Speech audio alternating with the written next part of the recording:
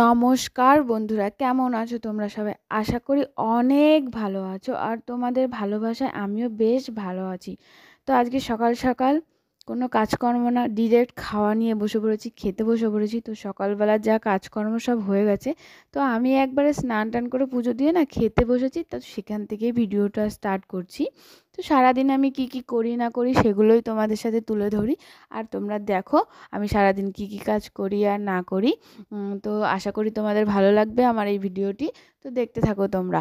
তো এদিকে ভাত টাত খেয়ে দেখি কি মাছ নিয়ে এসেছি। ভাত টাত খেয়ে আমি ঘরে শুয়েছিলাম একটু, থালাটা ধুয়ে। তো আমার শাশুড়ি ভাত খেতে এসে বলছে যে মাছ নিয়ে এসছে, মাছটা কাটো, কেটে রেখে দাও। আমি বলছি ঠিক আছে। তারপর মাছটা ভালো করে কেটে ধুয়ে আমি আবার কি করেছি, রেখে দিয়েছি।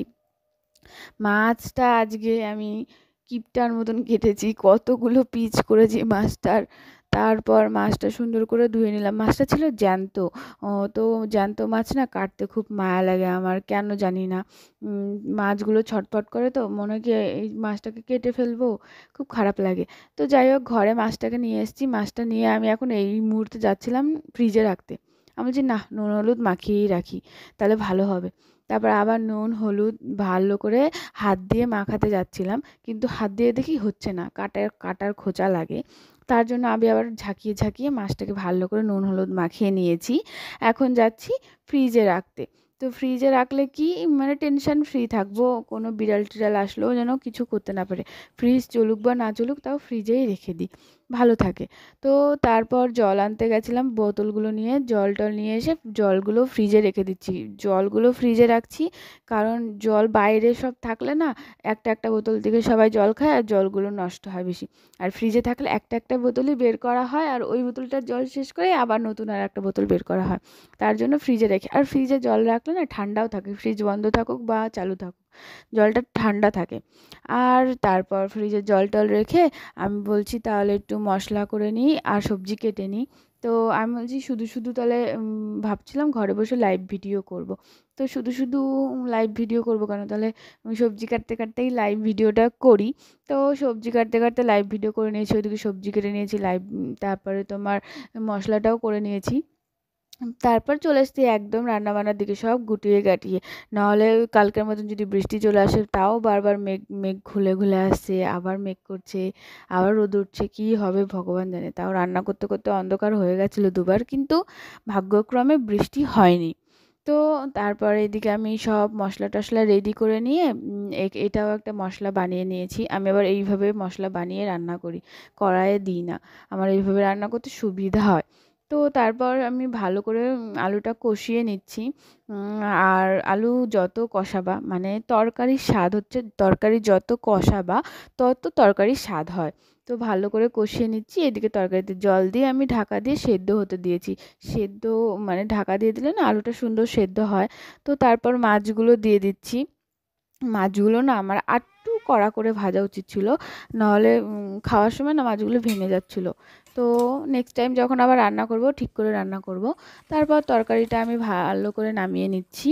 আর ওইদিকে আমি ভাত বসিয়ে দিয়েছি, শুধু এক তরকারি ভাতই রান্না করব আজকে। আর সকালবেলা ঠাম্মি সব রান্না করে ধুয়ে দিয়েছে, তার জন্য আর কি। তারপর সব রান্না বান্না, এইদিকে উনানের জালটা দেখেছো কত সুন্দর হচ্ছে, অন্য অন্য দিন জালই জ্বলতে চায় না, এত কষ্ট হয়।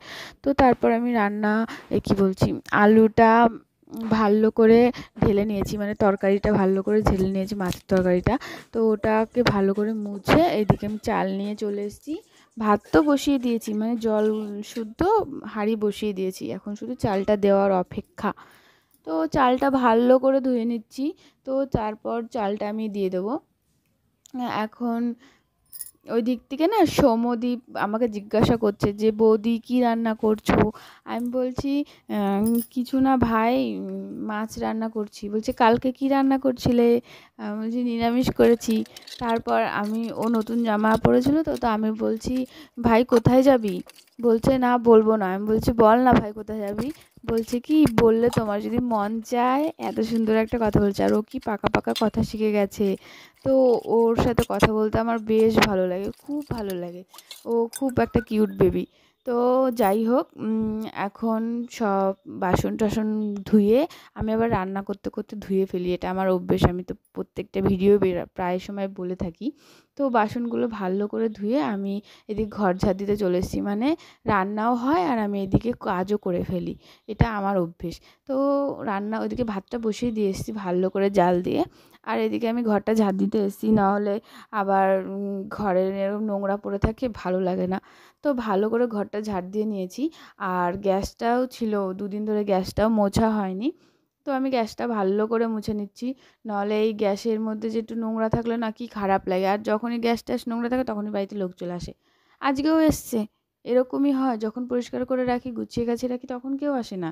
এটা কি জানি কেন হয়, সবার মধ্যেই হয় এটা শুনেছি।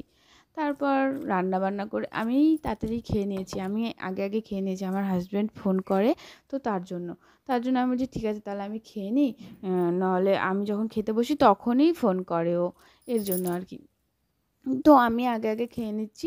আমার শাশুড়ি এখনও মাঠ থেকে আসেনি, আর ঠাকুমাকে বললাম, ঠাকুমা বললো খাবে না, দাদুও খাবে না, তার জন্য আমি বলছি ঠিক আছে তাহলে আমি খেয়ে নিই। তারপর আমি খেয়ে নিলাম, আর এদিকে 1 পিস মাছ নিয়েছি আজকে, আমি মাছ খাই না কাটা বাছার ভয়ে। তো দেখতেই পাচ্ছ, ভাত টাত খাওয়া হয়ে গেছে, তারপরে বিকেলবেলা চলে গেছি এই কাপড়গুলো সেলাই করতে। এগুলো দিয়ে কি করব পরে দেখাবো তোমাদের, বলবো ভালো করে। এখন সেলাই করছি, সেটাই দেখো, আমি খুব খুশি, নিজে থেকে সেলাই করছি। আমি কোনো দিনও সেলাই করতাম না, সেই জায়গায় নিজেই সেলাই করেছি, আমার খুব ভালো লেগেছে কালকে। তো যাই হোক, আজকের ভিডিওটা এইটুকুই। আর আমার এই নতুন ভিডিওটা তোমাদের কেমন লাগলো অবশ্যই কমেন্ট করে বলো। আর আমার ভিডিও নতুন হয়ে থাকলে অবশ্যই একটা সাবস্ক্রাইব করে দিও, আমার চ্যানেলে নতুন হয়ে থাকলে একটা সাবস্ক্রাইব করে দিও, লাইক করে দিও, আর বন্ধুদের সাথে শেয়ার করো।